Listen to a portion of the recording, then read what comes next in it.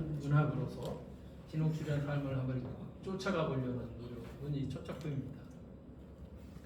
제가 이제 읽어가도록 하겠습니다. 그리고 정확한 건 아닌데 제가 나름 어떤 약간 구분을 뒀냐면 이 자료에 그 굵은 그러니까 고딕체로 쓴 거는 거의 팩트라고 보시면 됩니다. 사실이거나 사실로 알려진 것들, 좀 비싼 것도 좀 있지만, 그 다음에 나머지는 다 이제 거짓말입니다. 픽션. 그렇게 참고해 주시고요. 우선 진옥출의 삶이 이 소설에서 어떻게 묘사되고 있는지부터 잠깐 말씀드리고, 그 다음에 몽양과 어디서 만났을까 두 분 사이에 그 집합이랄까, 요걸 한번 정리를 해봤고요. 그 다음에 저나 정치학자 누구도 여운형 선생이 갖고 있었던 정치 구상이 얼마나 깊었었는지, 얼마나 체계적이었는지는 사실 모릅니다. 그냥 추측할 수는 있죠. 그냥 그분이 만들었던 대표적인 당이 두 개 있었는데 조선인민당, 근로인민당, 강령이라든가 이런 걸 보면서 혹은 물론 그렇지 않은 좀 공식적이지 않은 언해들이 밝혀진 것들이 있어서 그런 걸 이렇게 모아서 이제 정치학자들이 추론을 하죠. 이분이 갖고 있었던 새로운 나라. 조선의 정치는 이러이러했겠구나. 하지만 그것도 역시 다들 그냥 그분들의 생각이죠. 심지어 몽양 자신도 많이 바뀌었으니까요. 근데 여기서는 진옥출이 본 몽양의 새나라 부상이라고 이름을 적었습니다. 그래서 그렇게 세 섹션으로 나뉘어져 있습니다. 진옥출의 삶이 어떤지 제가 그린 거하고, 그다음 그 두 분의 교집합, 그다음에 마지막으로 진옥출이 봤을 법한 몽양의 정치 부상. 진옥출의 삶부터 보면요, 17년에 태어나서 31년까지 그 충주 노원에서 삽니다. 그 아버지가 제가 숙명여고 학적부를 운 좋게 얻게 되었는데요. 거기 보니까 이제 재산항에 보니까 제 이제 역사 공부하시는 분들 얘기에 의하면 이거 수천석지기 갑니다라고 하더라고요. 아마 어마어마한 부자였던 것 같습니다. 그리고 교회 장로였다는 게. 그러니까 이 진옥출은 태어났을 때부터 크리스찬이라는 얘기를 하거든요. 모태신앙. 그러니까 아마 그 기독교 집안이었던 것 같고요. 그 다음에 이제 유재경 목사라고 고모부를 설정합니다. 여기서. 그러니까 그 어려서부터 이 고모부 영향을 많이 받는데 이제 1929년, 그러니까 3.1운동 10주년 때 유재경 그 당시 전도사가 그 고향인 노원에서 사람들 모아놓고 10주년 기념 행사를 가집니다. 불법적인 행동이죠. 그 당시로서.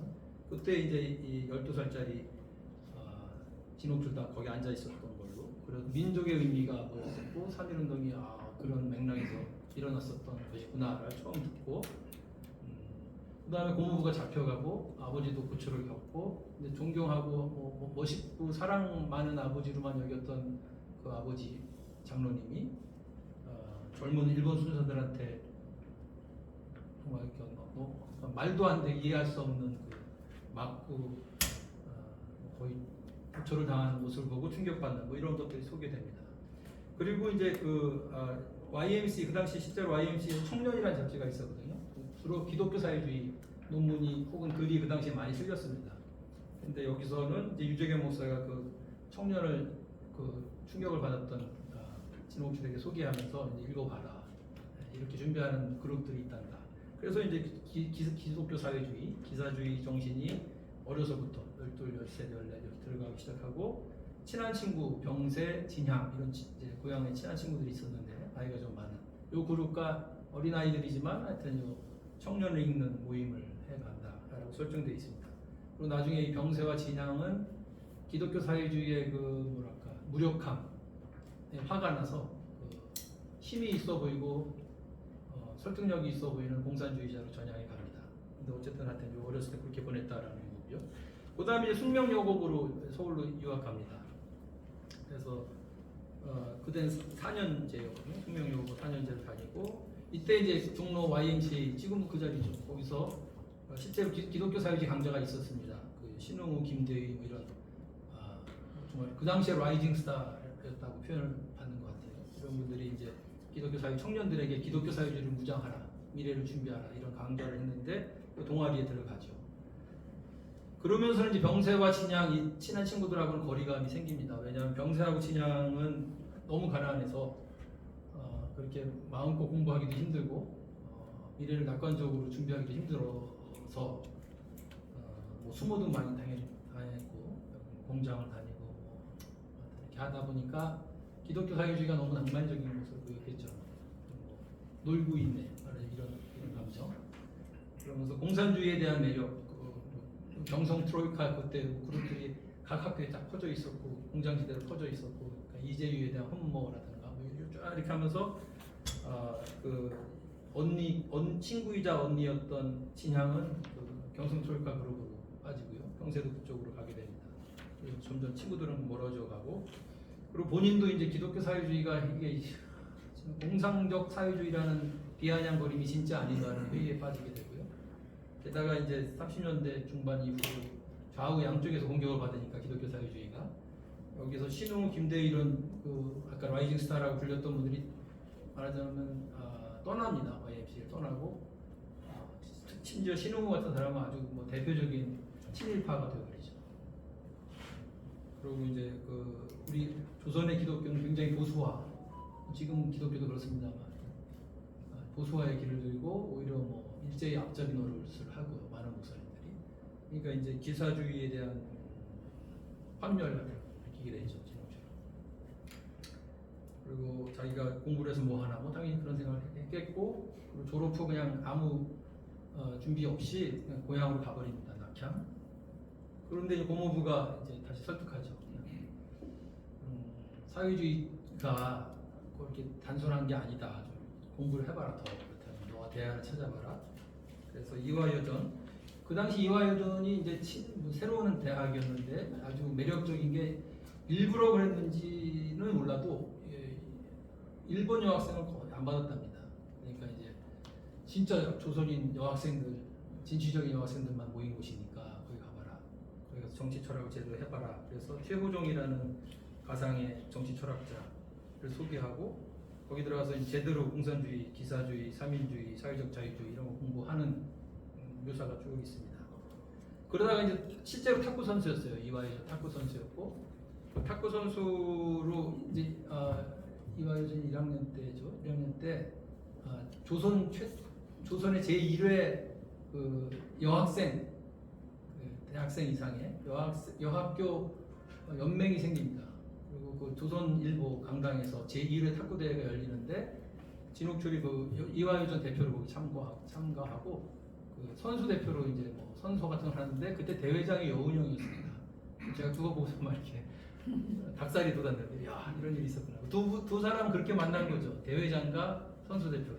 근데 그때는 뭐 전혀 몰랐겠고 그래서 그 조선일보 강당에서 만나고 그 후에 식사하고 뭐 이렇게 돼서 이제 개인적으로 만나게 되고 유재경 목사의 도움으로 또 그 후에 좀 만나게 되고 이러면서 이제 몽양을 만나는데 이제 그 몽양에 사실 뭐 잘생겼잖아요. 잘생기고 그 당시로선 뭐 덩치도 좋고 운동선수 뭐 하여튼 이게 가까이게 보니까 이제 약간의 그죠 흠모를 하게 됐겠죠. 나이는 많지만 뭐 그래도 뭐 감히 무슨 다른 생각은 안 했겠지만 하여튼 계속 그 묘한 감정에 좀 힘들어합니다. 그러고서 이제 당연히 포기하죠. 그냥 자기랑 관계없는 사람이라고. 그러다가 이제 병사가 일본에 유학 갔다가 뭐 나중에 포기는 했지만 어쨌든 그 자유사회주의라는 얘기를 갖고 들어옵니다. 이때 이제 실제 그랬다고 해요. 그 일본의 특히 젊은 청년들에게 새로운 대안처럼 리버럴 소셜리즘 사회주의인데 자유가 평등하다는 게 중요하다. 이게 그죠? 경제적 평등보다는 자유가 평등하게 누려질 수 있는 사회주의. 그래서 약자의 사회주의 혹은 프롤레타리아의 사회주의 이렇게 불리기도 했는데 아니 프롤레타리 자유주의. 하여튼 그 자유사회주의 얘기를 하면서 거기 혹하죠. 저런 게 오히려 일본에서 그런 청년들 사이에 그런 공부가 진전되고 있구나. 그리고 진향은 아까 말씀드린 대로 이제 공산주의 소위 마르크스 거리 되고 그러고서 이제 진옥출은 무시하죠. 너는 잘 사니까 그따위 공상적인 사회주의나 꿈꾸고 있는 거지. 우리가 지금 매일매일의 삶을 실질적으로 위협받는 사람들은 그런 여유를 부릴 수가 없다. 현실 공산주의, 현실 사회주의여야 한다. 그러면서 자기의 무력감에 또 빠지고 그러다가 이제 그렇다면 자유사회주의를 한번 제대로 공부해보자라고 해서 일본 유학 결심한 것으로 저는 설정했습니다. 그리고 이제 1939년에 실제로 일본 여대로 가죠. 근데 일본 여대에 갔는데 그 자유사회주의 전공자가 그러니까 자유사회주의 뒤에 잠깐 말씀드리겠지만 그 이탈리아에서 나온 사회주의 일파거든요. 그 카를로 로셀리라는 사람이 실제 자유사회주의 주창하고 자유와 정의라는 이념 집단을 만들고 무장 세력을 해서 무솔리니와 싸웁니다. 그러니까 파시즘과 싸우는데 38년인가 그 무솔리니에 의해서 암살당합니다. 그리고 자유와 정의 당연히 깨져버리고 그러니까 이제 그 자유사회주의 전공자가 이제 당연히 낙담하죠. 희망은 꺾였다. 근데 그때 이제 하필 그 진옥출이 자유사회주의 공부하겠다고 그 교수한테 가니까 더 이상 공부할 길이 없었겠죠. 그리고 이제 막연한 상태에 있을 때 1940년에 몽양이 옵니다. 아까 말씀드린 대로 실제로 40년, 42년 사이 5번 장단기 어떤 때는 한 3달씩 있었고 한두 달 있었고 뭐 짧을 때는 1, 2주도 있었지만 그때 여기에 이제 그 일본이 사실은 1940년, 41년 되면 일본의 그 뭐랄까 좀 합리적인 사람들은 이제 일본 끝났다 이길 수가 없다라는 걸 압니다. 그러니까 중국과의 전쟁이 너무 길어졌고 수렁에 빠진 듯이 나올 수도 없고 그런데 또 미국까지 건드리니까 이게 방법이 없다. 일단 중국과 화평해야 된다. 일본이 살려면 그게 소위 비둘기파들이 오노에 전 수상, 우가키 전 조선 총독, 고이소 전 조선군 사령관, 뭐 단나카 육군 소장, 뭐 하여튼 이런 비둘기파들이 중국과 화평 공작을 좀 펴야긴 전개해야 할 터인데 일본 사람이 가서 하기는 뭐 마땅한 사람이 없고 적임자로 실제로 여운호 선생을 모십니다. 워낙 이 인적 네트워크가 좋으니까 오택동은 물론 장개석 다 친하니까 특히 장개석을 좀 설득해달라 혹은 알선해달라 공작 자금 뭐 무한대로 제공하겠다. 또 뭐 계속 보시는데 이 워낙 또 외교력이 좋죠 이몽양 선생님이. 그래서 받아들일 듯이 끝까지 끕니다 계속. 뭐 잘못하면 또 잘 꼬일 수도 있으니까. 그래서 설득은 해가면서도 희망을 주면서도 계속 끊으라고 이렇게 5번이나 2년에 걸쳐서 왔다 갔다 하는데 그때 이제 나름 이제 뭐 비서 행정 이런 사람들이 꾸려지고 진옥출이 거기에 들어가는 걸로 설정이 됐습니다. 그러다가 이제 뭐 서로 이제 뒤에 제가 2번째 세션에서 말할 두 사람 사이의 교집합이랄까 사상적 동지 이런 게 느껴지면서 뭐 대화 시간이 많아지고 뭐 여러 번 만날 것이고 이러니까 이제 연분이 난 걸로 되고요. 연분이 나서 그걸 계기로 오히려 실제 이렇게 저렇게 하다 보니까 이제 연인 사이에 발전합니다. 그리고 제가 나중에 뭐 혹시 시간이 되면 잠깐 들려드릴 그러니까 이 두 사람은 어디 뭐 알려진 사람들이라서 동경에서 뭐 당연히 지금도 그렇지만 동경의 뭐 유학생 사이 빤한 사회니까 이제 어떤 얘기를 주로 이제 뭐 음악 들으러 다니는 이런 얘기를 하는데요. 지금도 있습니다. 라이온 시부야의 라이온이라고 오래된 클래식 끽다점이라고 그 당시에 있었는데 제가 여기를 찾아간 이유는 그 당시에 이런 류의 사람들이 많이 갔다 그러더라고요. 그래서 딱 가봤더니 이제 삐걱삐걱거리는 2층짜리 목조 주택인데요. 그래서 아직도 그냥 클래식 틀고 그냥 담배 그냥 피우고 아주 진한 커피 마시고 그러더라고요. 근데 여기 있었을 것 같더라고요. 그 두 사람이. 그래서 저는 이제 거기 무대로 삼았습니다. 거기서 슈베르트 피아노 소나타 20번 2악장 듣는 장면이 있는데 그때 음악을 듣고 진옥출이 무한 죽음이 생각난다 이 음악을 들으면 이라고 했더니 몽양 선생이 죽음이 우아하다면 그거는 우주가 초대하는 느낌이다. 야 죽음을 환영하는 느낌이다. 뭐 이런 대화를 하는 것이 있는데 그게 뒤에 이제 연결되고 있습니다. 그리고 뭐 42년 5월에 여순구 출산합니다. 동경에서. 그리고 이제 파란 나비의 파란 색깔이 어디서 왔는가를 여기서 미리 좀 사실 말씀드리는 건데 그 깊은 하늘색, 그다음 자유의 상징 이 파란색을 좋아하는 걸로 돼서 그 헤어지기 전이죠. 그러니까 마지막 선물을 합니다. 운영 선생이 파란 원피스 선물하고 이거는 이제 진옥출이 죽는 시간까지 갖고 다니는 걸로 소설에서 나옵니다.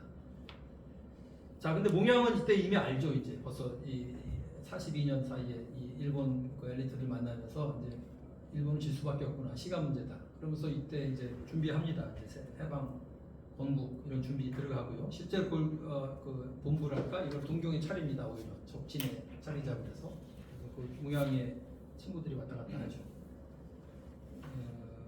그런데 이제 목출은 애기 낳고 의왕 선생을 따라서 개동 가서 살 거 생각하니까 이제 끔찍한 거죠.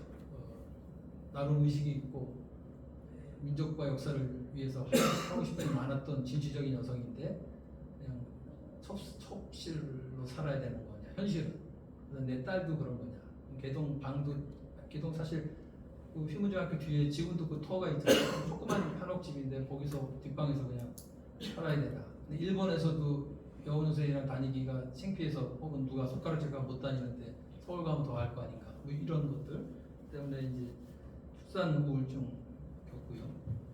그러다가 결국은 그러니까 모양은 계속 바빠지고 목출이는 출산 우울증 겪고 자기의 미래는 너무 마음에 안 들고 그래서 내린 결론은 우정 장군은 워낙 친했다는 걸 아니까 저 모영 선생하고 그 당시 42년에는 광복군이니 뭐니 여러 가지 형태의 이제 항일 무장 세력들이 그 전에 있었는데 이때는 다 뭐 아시겠지만 다 싸우는 세력은 없었습니다. 다 외교전으로 들어가고 뭐 행정전으로 들어가고. 그러니까 유일한 항일 무장 세력이 조선의용대였습니다. 그 당시 무정 장군이 태양산에서. 그러니까 옥출의 생각은 해방에 기여를 해야겠다. 실질적인. 그래서 무장 세력, 항일 무장 세력의 일원으로 참여하자. 유일한 것은 무정 장군이 그고 있는 태양산 조직이다. 그래서 그걸로 보내달라. 그래서 독립의 날까지 싸워서 떳떳한 엄마로 우리 아이를 키우고 싶다. 이제 이렇게 생각을 하는 걸로 설정이 됐습니다. 근데 물론 이제 모양 선생은 말렸지만 워낙 세게 하니까 보내는 걸로 되죠. 그래서 42년에 요코하마를 떠납니다. 그래서 5일 동안 배 타고 상해에 도착하고 상해에서 며칠 묵었다가 기차로 하루 반 36시간, 7시간 달려서 태원에 도착하고 거기서 나흘 이상 걸어서 태양산으로 갑니다. 그래서 좀 얼마나 많은 고생을 했겠습니까? 어린애잖아요. 사실 지금 생각하면 지금 22살, 24살.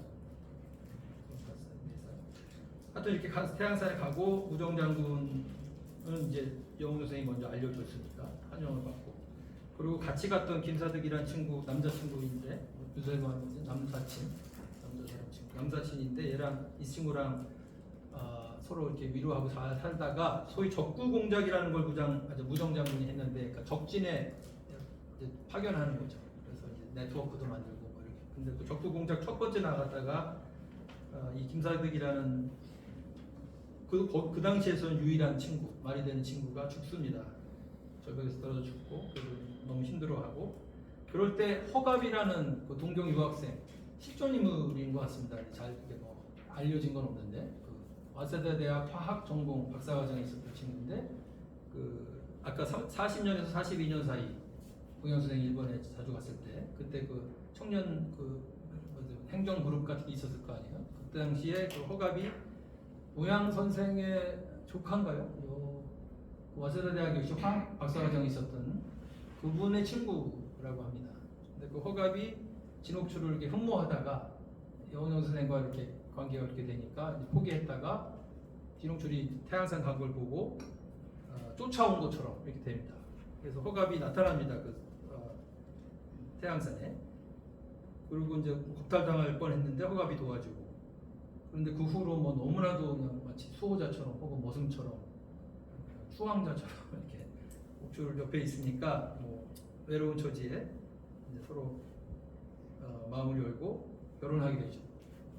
실제로 이제 혼인신고도 됐습니다. 그다음 그런데 이제 허갑이 밀정이라는 게 밝혀집니다. 이건 사실은 근데 확인된 건 아닙니다. 근데 그 이제 사실처럼 알려져 있더라고요. 그러니까 이 진옥출에 관련된 문서가 뭐 많지는 않지만 허갑이 밀정으로 밝혀져서 총으로 쏴 죽인 얘기는 이렇게 뭐 아마 사실로 받아들인 것 같습니다. 저도 그래서 그냥 받아들였습니다. 사실인 것 같다. 그래서 허갑을 사살하고 그 다음에 적구 공작의 핵심 요즘으로 아는 뭐죠? 스나이퍼 같은 타이양산 시라소니라는 별명을 얻을 정도로 사격술이 뛰어난 옥출이 맹활약을 하는 걸로 뭐 한 1년 2개월 동안 독이 올랐다라고 아마 맥락상 읽힐 수 있을 것 같습니다. 그러다가 44년서부터 이것도 역시 이건 사실인데요. 그러니까 무정이 연안, 그러니까 원래 태양산에서 만들었다가 연안으로 옮긴 독립동맹이라는 정치 조직이 있었죠. 그 독립동맹이 이것도 이제 지금은 아직도 연구 중이라고 하는데요, 역사학자들이 관련 역사학자들이 무정의 독립동맹이 먼저 여운형 선생한테 접근합니다. 44년에. 그래서 여운형 선생이 처음에 이제 의심했겠죠, 워낙 그때 험난한 시대니까.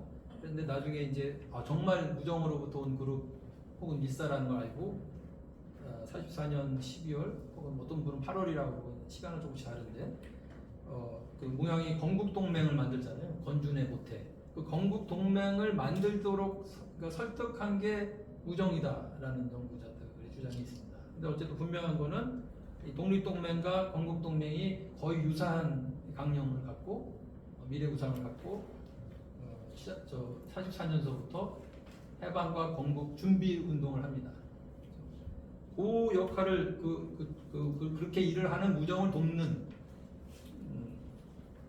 진옥출로 44년서부터는 그렇게 설정이 되어 있습니다. 말하자면 무정의 비서로서 그런 역할을 하죠. 그 다음에 역시 또 사실인데요. 4페이지로 넘어가서 45년 5월에 그러니까 44년 1월인가 2월에 태양산에 있던 독립동맹이 더 크게 그러니까 사실 더 크게 하려고 그러는 것도 있었고 중공에서 너무 커지니까 좀 통제하기 위해서 연안으로 부른 것 같기도 해요. 그래서 어쨌든 연안으로 갑니다. 독립동맹이. 그래서 무정은 태양산에 남고 최창익이라든가 김두번 같은 사람은 따라가죠. 연안으로. 그래서 연안으로 독립동맹 본부는 가 있었는데 거기서 원격으로 역시 무정이 실질적인 지휘자 리더였으니까 45년 5월서부터 중국 공산당의 도움으로 독립 준비를 합니다. 그러니까 예를 들면 핵심은 조국 진격, 그 조선의용군 중심, 그리고 뒤에서는 중국 공산당이 팔로군이 돕겠다. 그래서 무정의 지휘로 조선의용군이 한반도 진격 루트까지 고민합니다. 1번 루트, 2번 루트 이렇게 하고 그 다음에 일제를 직접 격퇴해버린다. 그리고 해방을 우리가 시킨다. 요게 이제 45년 5월서부터 연안에서 독립동맹 전체 회의를 하면서 계속 진전을 시켜갑니다. 그리고 45년 8월 말쯤에 이제 말하자면 실제 시작하는 그렇게 시점을 잡아놓고 이렇게 해서 준비하고 있는데 아시다시피 8월 초에 일본이 무조건 항복하죠. 먼저 폭탄 맞고 그리고 한반도 분할 점령 미소 양국이 하고 그러니까 이제 무정으로서는 사실은 우리 무정만이 아니죠. 우리 민족이 참 아까운 기회를 놓친 거죠. 우리가 독립할 수 있었는 혹은 뭐 완벽하게 우리만의 힘으로 독립할 수 있지를 못했을지라도 그죠? 부분적으로 상당한 의미 있는 기여를 우리가 스스로 할 수 있었을 텐데 그런 점에서 안타깝게도 일본이 너무 빨리 항복을 해버린 거고 남의 손에 의해서 해방이 돼버렸고 그래서 지금도 아직도 뭐 대한민국의 도움은 미국이다 이런 얘기가 나오는 하여튼 뭐 그래서 무정이 굉장히 낙담했죠. 낙담하고 옥출도 물론 그렇죠. 옥출도 게다가 개인적으로 이제 딸과 만날 수 있는 기회가 드디어 왔다라고 생각했는데 못 가게 돼서 그래서 45년 12월까지는 아무것도 못합니다. 조선의용군은 거기 갇혀 있고 그 다음에 그 이름은 미군정이라고 남한은 미군정이지만 북한은 북조선은 소련 군정이라고 안 했죠. 그냥 민정청 마치 민주적인 것처럼 실질적인 군정이었지만 하여튼 소련 민정청이 자기네가 키우고 있는 그 김일성 그룹 만주파 있잖아요. 거기에 유력한 대항 세력이 될 수 있는 연안파, 무정파들의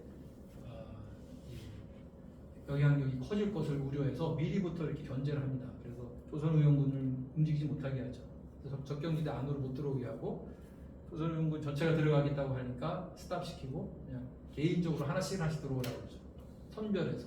그래서 결국은 무정도 12월에야 들어갑니다. 북한으로. 8월에 해방됐다고 하지만 뭐 김두봉, 최창익 다 그렇게 됐죠. 허정수 다. 그리고 나머지는 들어가지도 못해요. 그냥 지도자 몇 명만 개인 자격으로 권총도 뺏기고 들어가고, 그래서 나머지 조선의원군들은 3계지대로 나눠서 접경지대에 쭉 대기합니다. 그래서 그 후에 46년 6월부터인가 그때부터 이제 조금 선별적으로 받아들이기 시작하죠. 그러니까 정말 엉망이 된 거죠. 아시다시피 무정은 그러니까 조선공산당이 지배하는 나라, 그 당시는 사실 조선공산당이 굉장히 민주적이었잖아요. 중국 인민들로부터도 환영받고, 그러니까 민주적 사회주의, 다원주의적 사회주의를 꿈꿨었고, 뭐 뒤에는 모택동 독재체제도 같지만 하여튼 이 당시에는 그런 거에 비해서 소련은 완전히 스탈린 체제, 독재 체제였잖아요. 그러니까 이제 김일성을 앞세우고, 김일성은 당연히 스탈린 방식으로 자기가 이제 독재 체제를 구축하려고 했고, 그러니까 무정이 가장 위협적인 존재이니까 계속 미루다가, 근데 워낙 세력을 무시할 수는 없으니까 45년 12월에 받아들였는데, 무정은 거기 들어가서도 계속 천대받습니다. 그러니까 중국에서도 인정받던 정말 혁명의 그죠? 1등 공신, 모택동, 주울레 다, 주덕, 팽덕회 다 존경하고 친했던 동지들인데, 막상 이 조선에서는 들어가 보니까 완전 천대되고, 당내에서도 서열이 한참 위치고요. 그러니까 자기 부하였던 최창희, 김두봉, 허정숙 다 자기 위에 있었던 당 서열은 14위인가 한참 떨어져 있고, 공직도 수상까지는 모르겠으나 그냥 장관 정도는 줄 알았을 텐데, 부상, 조선의원군 부상, 민족보위성 부상, 포병 사령관, 포병 분야의 부사령, 이 정도 군에서도 한심하고, 그 다음에 실질적으로 회의 참석이 안 돼요. 우리식으로 하면은 국무회의 참석도 안 되고, 그러니까 완전히 무시당하죠. 그리고 옥출은 46년 6월에야 들어오는 거예요. 그러니까 40년 6월에 제1그룹이 들어가거든요. 그때 이제 옥출도 그때야 비로소 거의 해방되고 1년이 가까워 돼서야 이제 들어가고 됩니다.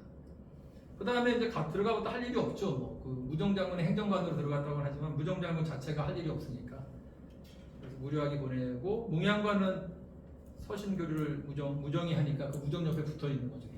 그래서 무장관 이제 몽양이 이제 남한에서 어떤지를 알게 되는데, 자기의 직속 상관이 무정이 북조선에서 무시당한 것과 똑같이 몽양은 남조선에서 무시당하고 있는 현실을 알게 됩니다. 이제 그래서 위협, 추모 당하고 있다는 걸 알고, 거의 양쪽에서 다 이분들이 이렇구나라는.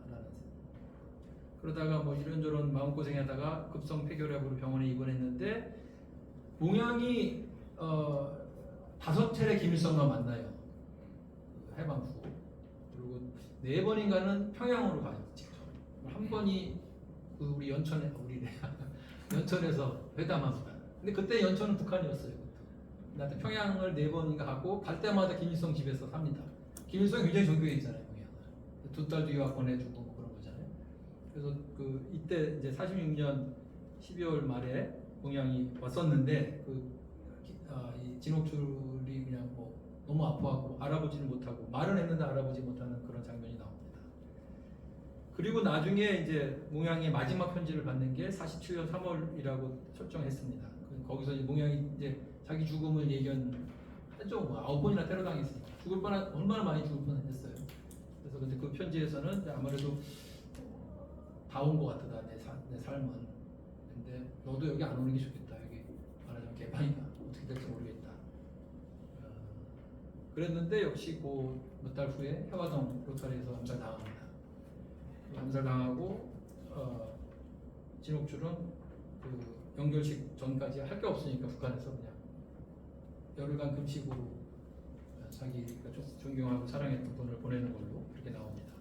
그리고 한 1년 가까이 고생하다가 중국, 그 당시에 이제 다원주의적 사회주의 모택동의 사상을 공부하러 갑니다.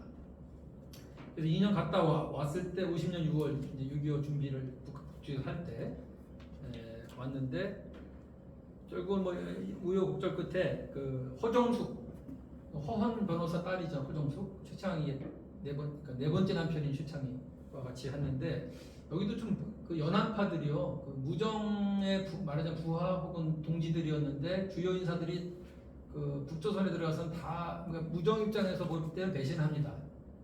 허정숙은 김일성한테 붙죠. 제일 나빴던 것 같고. 그다음에 최창익 같이 듬직한 사람이었는데 뭐 다른 뭐 이해할 만한 이유이긴 하지만 최창익과 김두범은 다른 당을 만들죠. 조선 친민당이니까 따로 만들어 나가고. 그러니까 무정 혼자 남죠 거의. 그리고 그러니까 허정숙은 이제 김일성의 사람이 돼서 그 초대 문화선전상, 문화선전 우리나라 말하는 교육부장 아니 문화체육부장 문화선전상이 됩니다. 그래서 이제 허정숙이 그 진옥출이 기독교 사회주의에 공부를 많이 했다는 거 아니까 자기가 이제 실제로 서울로 가거든요. 서울에 가서 있는 동안에 서울 비서관 겸 정책참모로 데려가서 말하자면 그러니까 남조선의 문화 엘리트들, 뭐 언론인들 이분들을 설득하는 작업에 투입시킵니다. 그래서 이제 자기는 들떴죠. 뭐 어차피 뭐 전쟁은 당연히 민족 상잔에 비극이 일어나는 것은 어려운 일이나 무정도 그렇고 진옥철도 그렇고 그냥 하여튼 저 박헌영과 김일성이 일을 벌였는데 너무 비극적인 일이긴 하지만 빨리 끝내는 게 좋겠다. 그래서 하여튼 가죠. 가서 이제 몽양의 집 그 개동 휘문학교 뒤에 가봤더니 여순군 없어졌는데 그때 몽양의 그 본초도 같이 없어졌죠. 이제 그것도 뭐 약간 이런저런 해석이 있습니다만 아마 대부분들은 동의하는 게 김일성이 모셔갔다라고 동의하는 것 같아요. 워낙 존경했던 분이니까 그 인민공화국이 됐을 때 서울이 그때 이제 그 모시기 위해서 여운형 가족들을 이제 모시고 갔다고 그래요.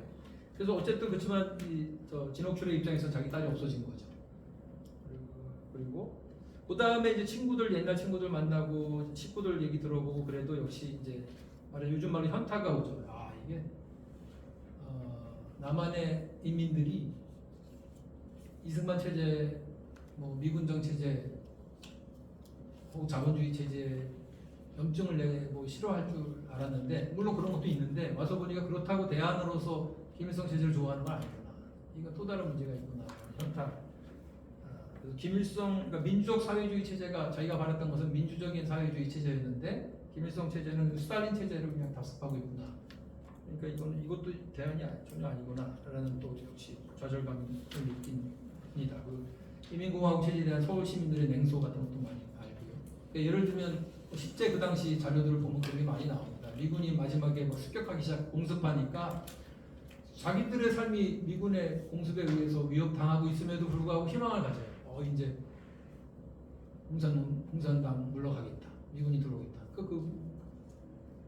뭘 얘기하는지 알 수 있지 않습니까? 그 정도로 몇 달 동안에 인민공화국 체제가 너무나 싫었던 대다수의 서울 사람들에게는. 하여튼 뭐 이런 걸 보고 그렇고요. 그러다 얼마 안 가서 뭐 아시다시피 폐색이 짙어졌죠. 인민군이. 유엔군 다시 들어온다고 그러고 그래서 마지막이 될 걸 알고 노원에 가서 부모님 만나고 슬픈 이별을 하고 돌아옵니다. 그리고 자기가 그렇게 존경했던 고모부가 잡혀갔는데 그러니까 말하자면 인민공화국 체제에 협조적이지 않는 반동 복사 이렇게 찍혀서 어디론가 뭐 끌려간 것 같고 소문 들어서 이제 파주 두폴이라는 그 보호 조치를 당해서 거기 갇힌 것 같아서 거기까지 따라갔는데 거기서도 못 찾고 그리고선 이제 인민군 퇴각 명령이 김일성이 하죠. 그래서 퇴각하고 그때 이제 조선연군실에 같이 있었던 어린 동지 후배 승환이라는 친구랑 같이 이북으로 털레 갑니다. 그러다가 4페이지인데요. 비상몽 이게 꿈꾸는 나르는 꿈 이게 이제 이 책에는 여러 차례 묘사가 되어 있습니다. 그러니까 어렸을 때 날고 싶은 게 진옥출의 꿈 중에 하나였는데 사실 저도 어렸을 때부터 그랬거든요. 제가 학교 이렇게 걸어갈 때 보면 저기 학교가 보이는데 내가 왜 꼭 굳이 걸어가야 되나 그냥 탁 가지 그런 답답함. 진옥출도 이제 그런 게 있었고요. 그래서 498페이지에서 499쪽에 보면 진옥출이 날고 싶었을 때가 언제 있는지 예시적으로 쭉 써놨습니다. 그러니까 뭐 답답할 때, 울적할 때, 믿어지지 않는 일이 벌어졌을 때, 뭐 하여튼 이런 것. 아마 여러분도 아마 비슷한 느낌을 많이 가졌을 거라고 보는데, 하여튼 이렇게 날고 싶었던 진옥출의 비상몽, 이 실현되나라는 게 마지막 장면입니다. 그래서 승환이랑 같이 이제 북쪽으로 털레털레 걸어 올라가죠. 패잔병들과 같이. 그러다가 그 아시다시피 뭐 신천 사건도 있고 황해도가 굉장히 그냥 좌우 이 민족끼리 그죠? 심각하게 서로 죽이고 그러지 않습니까? 그래서 재령을 지나가다가 재령에서 우익 봉기가 일어났다는 얘기를 듣고 같이 갔던 패잔병들이 재령으로 들어갑니다. 근데 거기에 보면 우익 봉기라는 게 뭐냐면 그러니까 해방 후 이제 6.25 때니까 50년까지 예를 들어 한 5년 동안 뭐 그러니까 황해도만 일단 얘기하면 황해도의 그 지주들과 자본주의 부자들과 황해도의 유독 서북 청년단이 얘기하듯이 유독 많은 기독교인들이 반동들이죠. 이자들이. 그리고 가난하고 힘들었던 사람들은 이제 김일성 체제를 대안으로 생각했을 것이고 많은 사람들이. 그래서 이 우익들이 굉장히 힘들게 5년 동안 살아요. 그리고 실제 뭐 재산도 많이 뺏기고 그러니까 뭐 그랬었잖아요. 그래서 9월산 청년단 같은 애들은 우익 청년단이죠. 그 체제 반체제, 그러니까 북한 체제, 김일성 체제에 반대하는 우익 청년들이 9월산에 가서 부자 조직 만들고 뭐 빨치산 역할을 하고 그러잖아요. 그러니까 지리산에선 남한의 지리산에선 좌익 청년들이 빨치산 역할을 했다면 똑같은 그러니까 구조상 똑같은 일이 북한에서는 우익 청년들이 그죠? 빨치산을 9월산 같은 데서 만드는 거죠. 근데 그렇게 힘들던 우익들이 청년들을 중심으로 실제로 이런 일이 황해도에서 왜 이런 비극이 많이 일어났냐면 드디어 우리 때가 왔다라고 광분을 했대요. 실제로 이 우익 청년들이 이제 유행군이 올라온다. 그죠? 그래서 공산당 이놈들 쫓겨난다. 이 찬스를 놓칠 수 없다. 그래서 9월산에서 내려오고 자기 동네 신천, 운율, 재령, 송화 쫙 퍼졌다는 거예요. 자기 때가 온 줄 착각한 거죠. 근데 인민군들이 후퇴하면서 공산당 조선 그 김일성 체제에서 내린 명령 중에 하나가 후퇴하면서 반동들 처분하라고 후한이 대터임으로. 그래서 재령에서도 이제 후한을 없애기 위한 전략을 피고 있는 중에 우익 청년단들이 봉기를 하니까 붙는 거예요. 이렇게. 그러니까 지금 진옥출이 패잔병들과 함께 북으로 가다가 재령 쪽에서 우익 청년들의 봉기가 일어났다는 소식을 듣고 얘네들 진압하러 들어가요. 그리고서는 이제 우익과 좌익산 간에 서로 도륙하는 장면을 보게 되죠.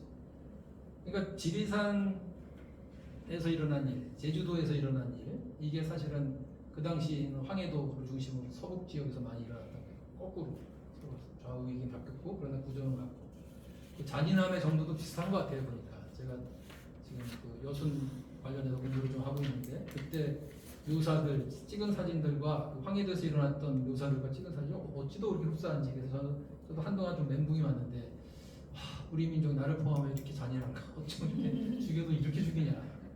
진짜 온갖 방법을 다 생각하는 거예요. 일본 놈들도 안 했을 것 같아. 일본은 더 했나? 몰라서 그러나 모르겠지만 하여튼 그 짓거리들을 하죠. 좌익이 우익을 그렇게 참고하게 했었다는 얘기예요? 북한에서요? 네. 그렇죠. 군인들, 인민군들이요. 그 다음에 이제 한 번씩 바뀔 때마다 한 번의 힘이 얻으면 우익이 좌익을 또 마찬가지로 다 죽여요. 그리고 이제 뒤집히면 또 그 다음에 또 반대쪽. 그러니까 서로 물론 이제 왜 그랬는지 이유를 따지자면 억지로 이해는 돼요. 그러니까 이건 개인적으로 감당할 수 없는 수모, 멸시, 압박을 당한 거예요. 일본 놈들은 그러니까 나라와 나라, 민족과 민족이었다면 이건 개인적으로 그런 게 하여튼 뭐 이해를 굳이 하려면 하는데 어쨌든 이런 일이 자꾸 벌어지죠. 그걸 현장에서 목격한 진옥출은 진짜 멘붕에 빠지고 게다가 이제 그 YMCA 자기가 기사주의 청년 동아리 할 때 선배였던 최연희라고 하는 여자 전도사가 코각교에서 끌려가고 이런 장면을 목격하고 실제로 그랬었잖아요. 코 끌고 다니고 그랬잖아요.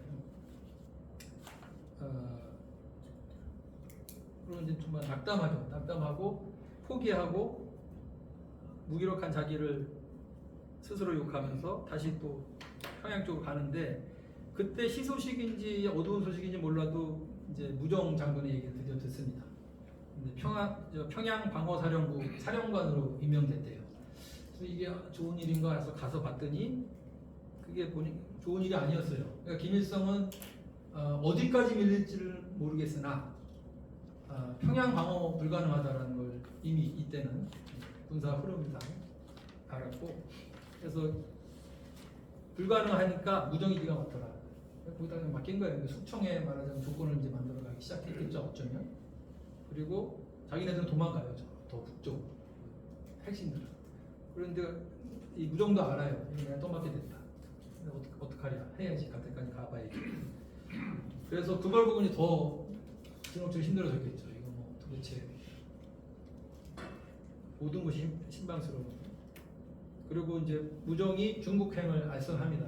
무정이 제일 친한 친구가 이제 팽덕회거든요. 팽덕회 이렇게 소개하는 걸로. 그래서 이제 무정이 알려준 그 중국행 차를 타기 위해서 걸어가다가 미군의 포격이 시작되는 장으로 들어가죠. 그래서 그때 뭐 실제 대동교 폭격하고 그랬잖아요. 그리고 그 폭격에 그 대동교 근처에 있다가 그 승환과 이 진옥출도 숨어있던 건물에 폭격받는 바람에 승환은 죽습니다. 어쩌면 진옥출의 마지막 사람, 마지막 친구였다고 여겼을 텐데 승환이 죽고 진옥출은 어딘지 모르겠는데 하여튼 상처를 받습니다. 피도 나고 귀도 안 들리고 그러는데 하여튼 그 상태에서 아까 얘기했던 그 비상몽이 다시 이제 뭐 죽을 걸 예견했을지 몰라도 하여튼 완벽한 무기력 상태로 빠졌겠죠. 그래서 날고 싶다. 그래서 날만한 곳으로 찾아다닙니다. 평양 폭격을 받고 있는 평양 시내를 돌아다니면서 어디에 올라가서 날까.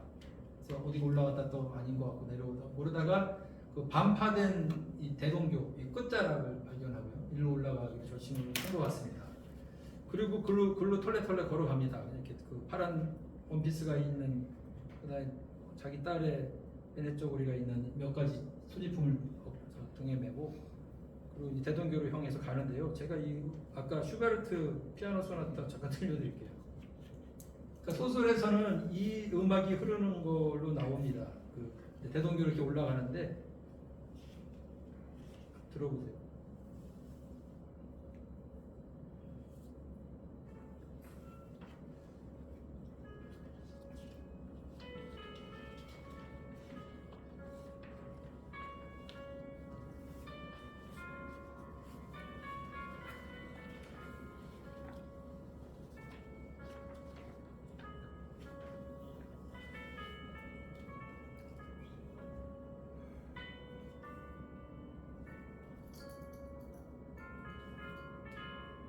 그 몽양과 들었던 그죠? 라이온에서 몽양과 들었던 그 음악을 들으면서 이렇게 자기 마지막 소지품 몇 개 들고선 천천히 걸어 올라가고 마지막까지 이제 그 깨진 대동교 꼭대기까지 올라갔는데 멈칫하는데 멈추지 않고 그냥 계속 걸어갑니다. 허공으로. 그 허공으로 걸어갔다는 게 이제 뭐 떨어지고 있는 거죠. 떨어질 때 뭐 날게 해주세요. 주여 나를 날게 해주세요. 이게 마지막 독백처럼 생기고요. 그리고 그 다음 장면은 그 늘 화제의 인물인 백선엽 장군이 이끌었던 국군 1사단 장병들이 대동교 밑으로 옵니다. 그래서 도하 작전을 이제 펴죠. 그리고 이게 넘어오는 군인들 사이로 파란 나비가 이렇게 흐느적 날아가는 이 마지막 장면입니다. 요게 이제 진옥출의 삶이고요.